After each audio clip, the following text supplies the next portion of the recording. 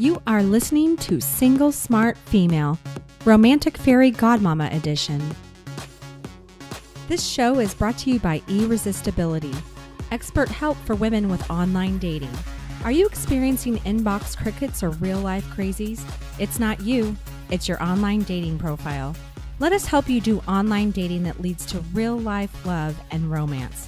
Go to helpmeonlinedate.com and we will send you the first 2 video chapters of our program for free. Hello, single smart females out there. It is Jen, your romantic fairy godmama, and today I have the second Jen with me. Hello. Hi, Jen. So today, just a little fun story. We went to grab some food for Jen. I forget to eat sometimes, which is... I never do. I used to never, but now I do. life, it's so interesting. But I thought it was so cool that when we went through the drive-thru and we placed our order, and I for some reason started ordering for you. I don't know what was up with that. Apparently, you can't order for yourself. I am capable, but I do like to let Jen do things for me. Just telling her what to eat, what to do. Okay, so apparently I have dominance issues. So I will fully admit that. But it was really cool because the guy taking our order called us Jennifer Squared. I know, and he didn't even know. Yes. But he did. He did. Yeah, that was so cute. He downloaded. Jen Squared. What did you call it? A universal download. Yeah, the universe downloaded to him. Our brilliance. Yeah, it's so cool. These little fun things are happening when we're together, and I can't wait to see what else happens. Me too. It's exciting. It is exciting. I can't wait to fly out to see you. Oh, I can't wait either. This is going to be the best. So I have so many places to show you. But Jen's been flying to see me. Yes. And recording with me, which has been amazing. But I am really excited about the going the other way. Yes, me too. I love coming here though as well. What were you about to say? I cut you off. Me and my dominance. That's okay. I don't think I was going to say anything. Okay, so today the topic is you're interviewing me. Absolutely. This is the most exciting thing ever. And I never thought about this until you brought it up. So I have no idea what the questions are. Right. I have no idea what order they're coming at. Nope. I don't know if I'm going to have an answer. Exactly. The unstumpable Jen. Let's see. Let's see if we can stump Jen. Yes. Not that I'm trying. Extraordinarily nervous. Okay, well, let's just erase that. Let's just forget we said that.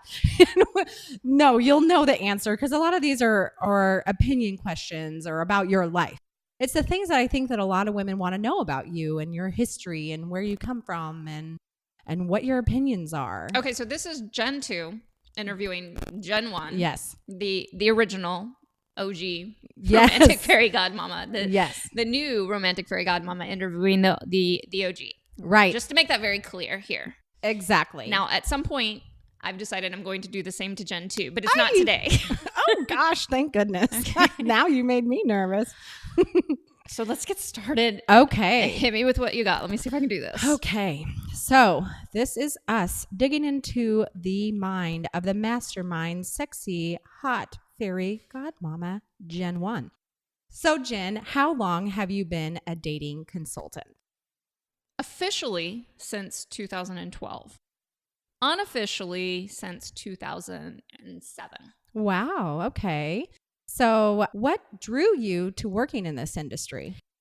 Well, and I know this sometimes unnerves women when I say this, but I became really, really good at dating. And I discovered things about dating as I was leaving my ex-husband, as we were separating and get a divorce, that I had no clue was even in the realm of possibility when it came to dating and love. So as I was studying all the stuff that was out there, and I started experimenting and taking pieces and building on those pieces, because a lot of these pieces weren't solid from what I was learning, I discovered this incredible world of being an adored woman where men wanted to step up for you, but there was a way that you would interact with them that gave them permission to do that. And I realized we as women have really no clue about this world. We are being taught again and again and again how to be good women, how to be productive women, how to be successful women. But we're also at the same time simultaneously being taught that you have to sacrifice love if you want to be that smart, ambitious woman. We're hearing all kinds of shit about, you and I have talked about this, about articles of how men are afraid of strong women and intimidated by intelligence and want really fragile women to be with. And I realized it was bullshit. It was just complete lies that we were being fed. Maybe they weren't lies because the people didn't realize that they were lies, but I discovered them to be lies. I discovered them to be a way to fuck with women's minds and say, hey, yeah, you can choose this route, but you're going to sacrifice this route. Right, right. And Jen, I love what you said about men stepping up for women. There's such a shift when you understand that you have a power within to encourage or inspire men to step up for you. And I remember when that shift happened for me, and it was amazing. But, okay. So the next question is, give me one word that describes you. I don't have one. Well, just do me. it. I'm the romantic fairy godmama. There's not one. Well, there's a lot of questions, so don't worry about it. You have plenty to describe. But if you could sum it up in one word, what would you say? I wouldn't say I'm going to give you one phrase because it would be easier for me because I have difficulty doing one word, but it would be, I'm very confident in who I am. Oh, I love it. Ooh, that's good. Okay. What would you say is your favorite thing about men? I love how they are wired, even if you don't see it in the beginning, but they are all wired to want to make you happy. They can't make you happy, but they want to make you happy. And that turns me on excessively. I get really excited thinking about the possibilities and the potential of all that, what I get to share with women and show them. Oh, yeah. And I'm sure it's super exciting to see the women that you work with discover that as well and notice, oh, these men really do want to make me happy. Mm-hmm. Yeah. So what would you say is something that you're most proud of in your business? When I was younger, I studied languages. I lived in other cultures, and that was something that I was always very, very passionate about. So one of my favorite pieces there's actually two pieces. One of my favorite pieces is that I get to connect with all different women from different cultures around the world. That's huge to me. I am international. To get to say I am an international dating consultant feels so fucking good. The other piece of that is just the ability to connect with the type of women that I have the privilege of connecting with. I love all women, but I'm insanely passionate about ambitious women because I think when it comes to love, they're being given the short end of the straw. They're being taught some things that is telling them that they have to compromise who they are in order to have love, or they don't get to love at all. It really infuriates me. And as I've come into this business, I've grown more and more passionate about that piece. And now I'm exclusively focusing on that, on smart, ambitious women. Any woman can have the love that she wants, but I want to help the women who are being told that she can't. And I want to show her that that is all bullshit. So that's the piece I'm most proud of. Yeah. Ooh, I love that, Jen. So can you give me an example of one of the biggest transformations that you saw in one of your clients? I know that's kind of tough. That's a really tough one because I've seen several transformations, and I'm trying to talk with no filter either. But sometimes it's a little challenging when talking about clients because you don't want anybody to feel like any kind of confidentiality has been broken, even if you're not using their name. So, I mean, just a second to think about that. Something that's very important to me is I want women to understand that they don't have to change per se. Mm-hmm. It's about how they tweak their interactions with men. That's more important than anything else. That helps them start to get what they want. But I have a real soft spot for my single mamas that come to me. Mm-hmm. When they come to me, and we're also teaching a lot of single women. We're not teaching per se, but somewhere somebody has downloaded would be a good word here. A lot of women have downloaded as single mamas that nobody is going to want them. Right. And showing them that couldn't be further from the truth. That's been a huge transformation. So I particularly, one of my clients who had 2 small kids and had been cheated on by her husband and left for a younger woman, and then working with me started to open up to the idea of that men do want her as she's a very ambitious woman as well. She was a high level executive at the same time that men who are actually on her level, want to adore her, want to be with her, regardless of the fact that she had kids, and that she got to see that the man who adored her would automatically adore her kids as well. It's a really beautiful piece of this. And then I have my women who, and I know this is all kind of kid related, I have my women who have never, and they're in their 40s, mid 40s up, and they've never been married, things like that. This actually piece isn't kid related. I totally spoke before but them finding love for the first time and getting married if they want to, those stories, those are a lot of fun. And then I have my women who they start to get into their 30s and they start to get worried about, will I find somebody? Will I be able to have kids? I had one of my women who she was actually told she couldn't have kids. And she was told by her parents that she probably wouldn't find the love that she wanted. I mean, there was a lot of doubts on it. Yeah. And then showing her that she could have that. And then she ended up getting pregnant too, and having 2 children. And so there's just all these different stories and transformations. The women didn't change, but the possibilities were open to them. And those are super important. But my favorite transformation to see is a woman understanding that romance and love is her call. Oh yeah. It's not a guy's world. It's not just what he wants and what he needs. It's really understanding that she is not only responsible for her happiness, she can make incredible things happen by owning that. I agree. Yeah. So I know that you always encourage women before they're going to go on a date or something like that to channel their inner sexy. I don't think I've ever used the word channel, Jen. That's your word. Okay, well, I'm paraphrasing what you like to encourage them to do things that make them feel sexy. Put on music, dance around silly, do whatever they do to get them prepared for a date. What do you personally do to channel, I'll just use my own word, channel your inner sexy badass woman? I like to dance. Sometimes it depends on the mood I'm in. My mood goes back and forth. I've been more businessy lately, so it's been very aggressive. But I'll play hard rock sometimes. But I also, when I really want to get into the sexy part, I love Latin music and Latin flair and things like that. I'll put something on like that. I love the song Despacito, which is a very dirty song if you understand the lyrics. But okay.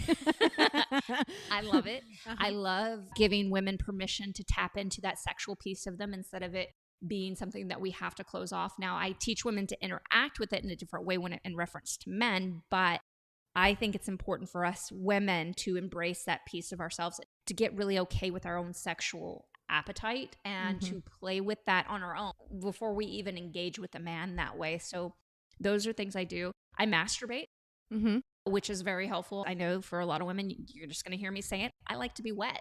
I like to feel turned on and feel alive. And a turned on woman is incredibly powerful without her having to say a word. It's not only the pheromones, but the energy around it is very, very seductive. It just radiates. Yes, it radiates. It's great for your skin. It makes you feel lighter, your skin glow more.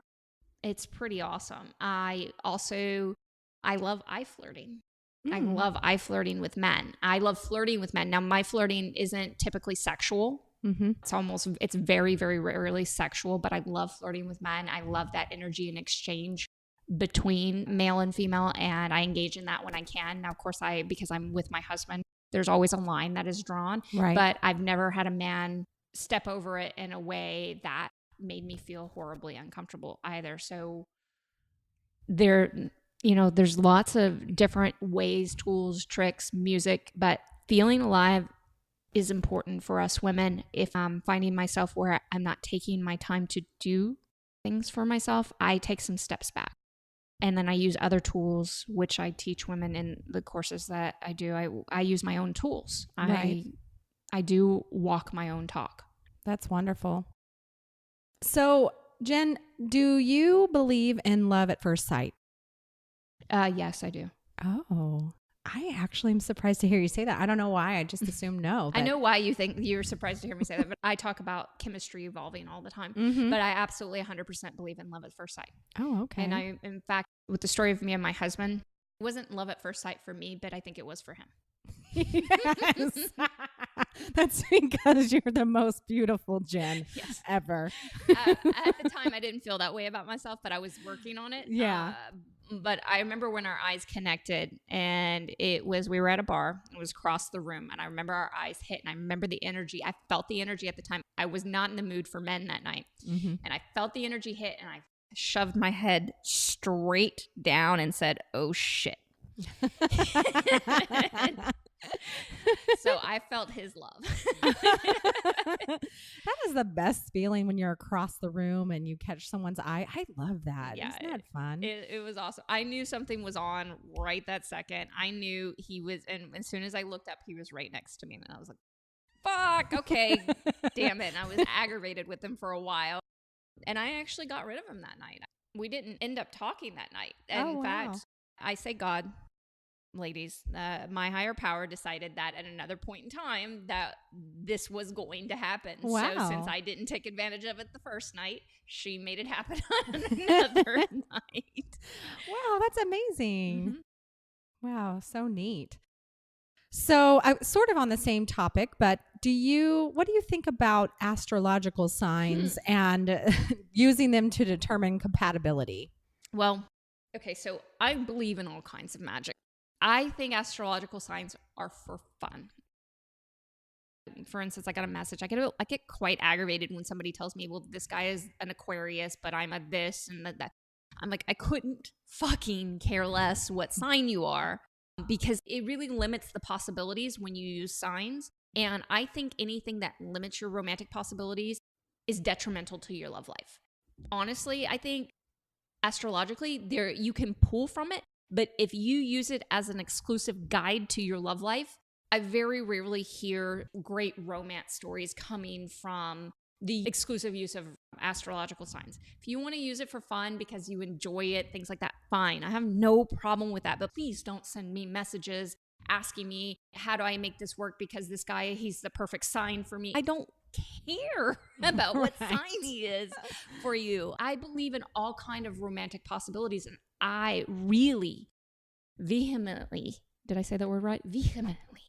For emphasis. Yes. I'm against putting guys into categories and cutting down your possibilities and making it only about one guy in the entire world that's a possibility for you. If we want to talk about soulmates, I know there are an insane amount of soulmates possible for you. It's much bigger than it's just one person, because when you decide it's one person, what if he is your soulmate and you meet him and it's amazing and it's incredible, and then he dies and then you have 60 years to live without love? That to me is so sad. It is sad. I hate that idea. I love my husband. I adore him. He adores the hell out of me. Well, he better at least. No, I know he does. He's a fantastic guy. But one of the reasons I started mantourage dating and started doing all this is because we don't know what our time here is, how long it's going to be. And I didn't want to be my happiness, my romantic happiness, my happiness in general, but even more specifically, my romantic happiness, to be at the mercy of one man. Right. I wanted the potential to be happy because I wanted to be happy. I wanted the potential to be in love and have love when I wanted to have love, not to make it all dependent on that. If that one guy shows up, that one perfect match, that one. I now know when you become an adored woman, the possibilities, the matches, the everything, they're endless. You have just this endless opportunity for love, connection, being cherished, devotion, having men step up for you, connecting with men, taking on and building empires, doing what you want in your life because you've chosen the possibilities versus the one option you thought you had. Absolutely. That feels good, Jenn, hearing that. What do you think? I like when I make you feel good, Jenn. I'm not even going to talk about my downstairs. No, I'm kidding. I'm going to get shy now. Are we? Did we just go from PG-13 to mature audiences, or I already did that a long time ago? Never mind. Right. So, what do you think about women creating a list of desires that they want from a mate? You mean I hear the phrase my standards, things like that. Yeah. Or do you mean desires and okay. Yeah. Women sometimes write out a list, and it's sort of said that if they write this list down, then those are the things that they will attract in The a list man. of qualities? Yes. Okay. Does it happen? Yes. You can write a list and it can definitely happen, but I have seen it more often than not. If you want to write the list, great. I actually had 2 lists. I had 2 different ideal guys in mind, and I ended up, Will was almost all of the traits on one list. I don't actually recommend doing that anymore. And it's not because there's anything inherently wrong with it, but sometimes when we have a list and we don't actually do the practical application of dating and having fun and all those things to attract everything that's on the list, we don't know how to romantically negotiate. We don't know how to interact with men in a different way. We just expect that it's going to show up without doing any of the work on ourselves. And yes, I believe we're already fabulous in so many ways, but there are things that we are doing romantically that are shutting the opportunities with men down. So if you don't go into those experiences, you limit the potential of attracting what's on the list. Plus, there's something, as I've grown in this, there's something I see a lot of women do. They're taught to what their list of standards. They use that list of standards. So when they first start dating a man, if he doesn't check off all those lists of standards, they stop dating him. They just get rid of him right away. A lot of men and great relationships, for instance, with my husband, he didn't check off all the list of standards right at the beginning. He evolved into quite a few of them because he realized, he wouldn't be able to exactly tell you this in these words, but he realized I was an adored woman. He realized that he wanted to be around me. He realized that he wanted to step up for me in ways. We have to own as women that we are the most influential piece in a man's life and understand that power, have fun with that power. And that is what's going to attract to you. So he may not show up. He may not look anything like your list of standards. And by you enjoying your mantourage dating experience and enjoying yourself as a woman and prioritizing yourself, all of a sudden you turn around and he's everything you wanted him to be. Mm-hmm. Well, and I can imagine that some women might put things on their list that may hinder them, such as he has to be 5'10" and he has to have brown hair. And that's a really good point. So I don't talk about my kiddo, but my kiddo's got her first boyfriend. And I was so proud of her because he's actually a little bit shorter than her. And her criteria was that she really enjoys talking to him. Mm-hmm. And she enjoys spending time with him, and that he's a little shorter than her, but that's okay. Yeah. You know, she didn't have to go for the standard of what it has to look like. And the thing is, I learned a long time ago. Now, my husband, I ended up with somebody that is very tall. Let's say we don't work out. I don't even want to say the other pieces, but let's say something happens and we are no longer together. I don't have this need anymore to date somebody that's significantly taller than me. I realized all of those things were based on insecurities about my body, mm-hmm. about who I was, and certainly there's what's really important is how you feel when you're around a man. Does he excite you and make you feel alive? Do you enjoy your time with him? Can you feel alive? Can you have fun? Can you feel like you're supported by him? Does he make the effort to get you? Now, my husband does all these things and he happens to be tall, but there were men that I met during my dating experiences that could have done the same thing that were not his height. Okay. And so he ended up winning the race, so to speak. But there were other insanely incredible men that I could be just as happy with, and they would be close to my height, that weren't what I found traditionally attractive. All of these factors are very subjective. A guy does not have to be a certain thing in order for you to be madly in love with him and to feel insanely good with him. I think we as women are forgetting that at times. I agree. So, a little lighthearted. How old were you when you had your first kiss? I was in 8th grade and I was terrified as fuck. So it was with tongue and everything. It was with tongue, and I was laying. Gosh, I think now how young 8th grade is, but I know. I was laying on the bed and I was so fucking nervous that I pretended like I was asleep so he wouldn't kiss me. And his name was Bobby. Aw. Yes, and he ended up breaking my heart, but the kissing was amazing. I can still remember it. Really? Yeah, he was actually a really, really good kisser for an 8th grader. Oh, Now, wow. granted, I didn't have much to compare it to. And but I was so scared that I completely pretended I was asleep. I was very, very awkward though about boys and things like that because I was so insecure growing up. Oh, yeah. Well, I just have to kind of tell a little story on myself. Please. I know this is about you, but back to me. No, I'm kidding. My first kiss, I think I was in 7th grade, and his name was Roger.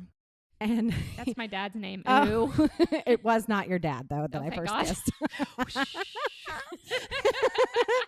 But I was so uncomfortable and so nervous to kiss him that I kept making excuses for us to stop and do other. You need mouthwash. You need this. Oh, get away from me. I was so uncomfortable. Wow. Yeah, poor Roger. Poor Roger's got issues. I know.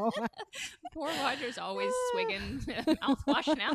Right. He's got mouthwash in his pockets Aw, for every. Roger, if you're listening, it wasn't you. It was me. It really was her. Okay, Jen. So do you ever receive feedback from men about the podcast or about your teachings? Aside from the incessant "Will you marry me" letters? Oh, do you get that? No. Oh. Are there men in the backyard looking at us right now? No, I do know that we have several men as listeners. Every once in a while, it's not a high level of it, but I've learned a lot about being a guy from being here about being not being about being a man, but being a man in reference to women and about a women because of this. So I feel very privileged and honored that there are certain men that feel that way. I have had men in the past even before the podcast talk about, and they weren't always the men that I wasn't addressing whatsoever. But I think what men do hear from me, even though I focus exclusively on women, is that I appreciate them. Mm-hmm. I am really glad that they're here. I think they're amazing beings. I think they're extraordinarily powerful. And I appreciate the men that are champions for women more than anything.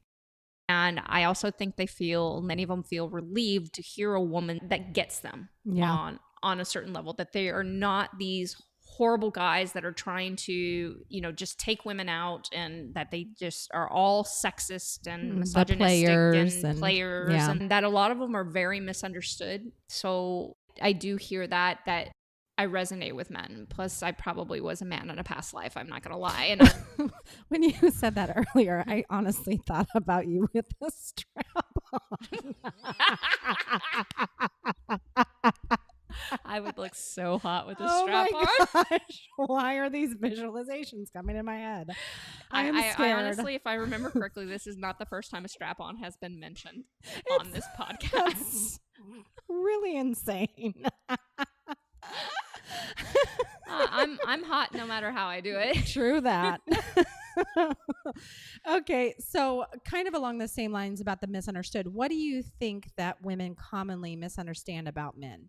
One of the biggest things I believe women don't realize, men are not doing a great job at communicating this, but most men don't have a specific type. They tend to end up with somebody not because of their looks, but because of how they feel around them. So we women are carrying around a lot of insecurities.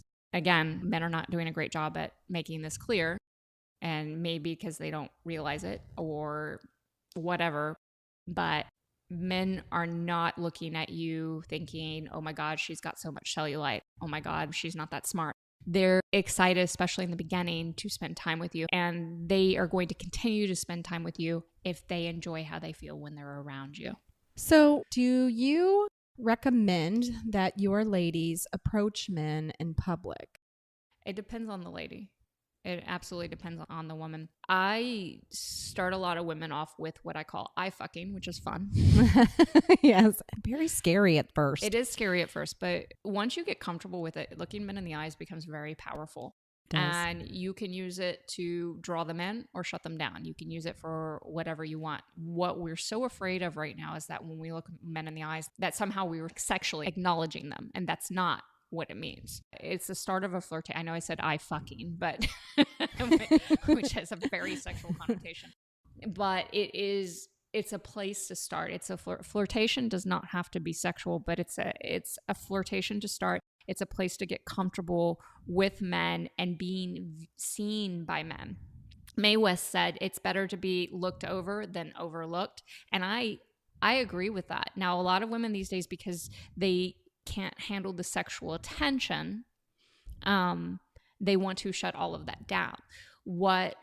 The piece that a lot of women are missing is that they actually get to control that sexual attention. We think that it's just that, at a man, whatever a man wants. But once you start to understand the power and use the eyepiece, then you can start to control the flow and the energy exchange, and you can shut it down anytime you want.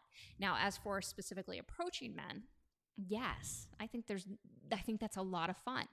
And I'm not going to disclose everything right now that we do inside our programs, but I will say a lot of women discover very, very incredibly enlightening things about men when they are willing to approach.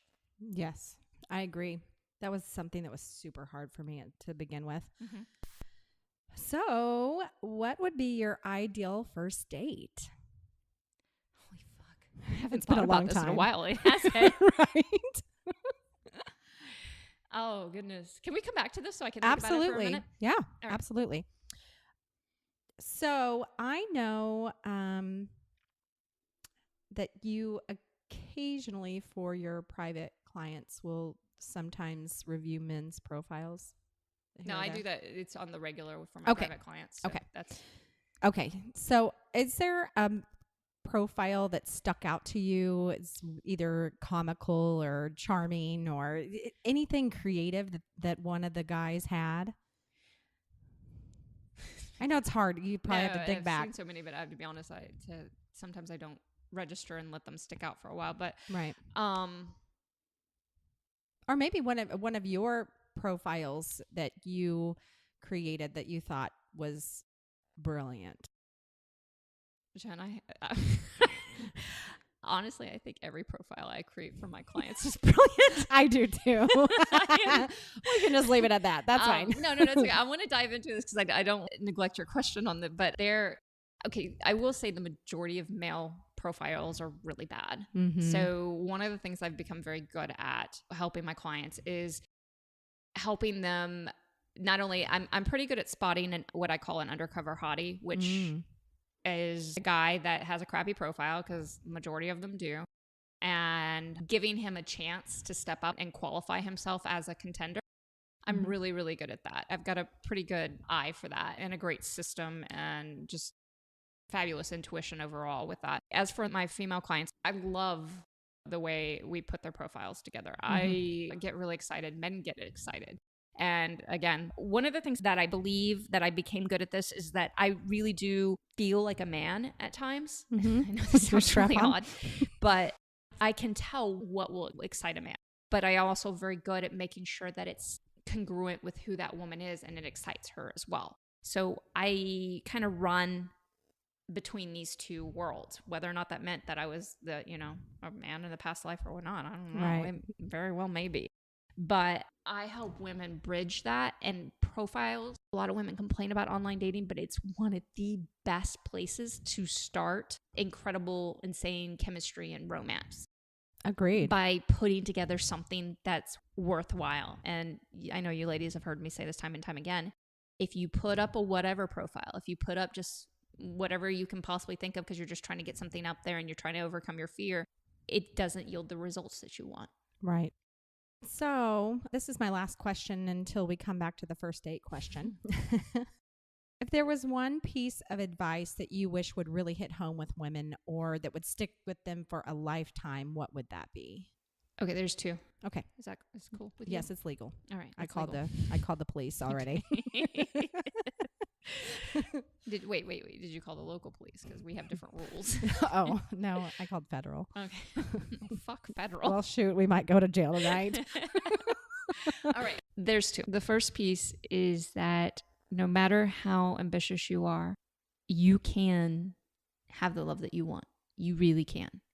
Okay. The second piece is that it's time for all of us women to, regardless of what's happened, regardless of the evidence otherwise, we have to start understanding how influential we are over men. And if we keep neglecting that piece, we're going to keep getting less and less of what we want in our relationships with men. So, and that was beautiful, Jen. You're such a mastermind. I love that. So, do you want to go back to the first date? Yeah. Okay. Let's talk this out. Okay. Let's talk this. Jen, who has not been on a first date in a long time. Right. Humor is really big for me. One of the things that connected me with my husband, this is no lie, we could laugh for 7 hours straight together. That's adorable. At times, not in our first dates, but in our latter dates, we'd go do something and we'd come back and we'd lay on his bed and we might make out a little, but we would sit there and exchange stories for hours and would be in tears together. Tears. I love humor. So going to see a comedy show, a really good comedy show, would be a dream first date for me. You were talking about a first date, and I'm sure we'll talk that you're excited about having soon. And I was thinking about that. That sounds like a really fun first date, but it also gives me a little hesitation and pause because I wouldn't want to injure myself. But going roller skating actually sounds like a lot of fun because I used to love doing that when I was a tween. So I remember the emotions and the feeling of just going around and around the rink, and you're listening to all the great 80s ballads in there in your head, and you're talking about, you don't have a love life at this point, but but you see that boy across the rink, and you want to feel that way about him. Yes. And you want him to break your heart so that you can cry out to him.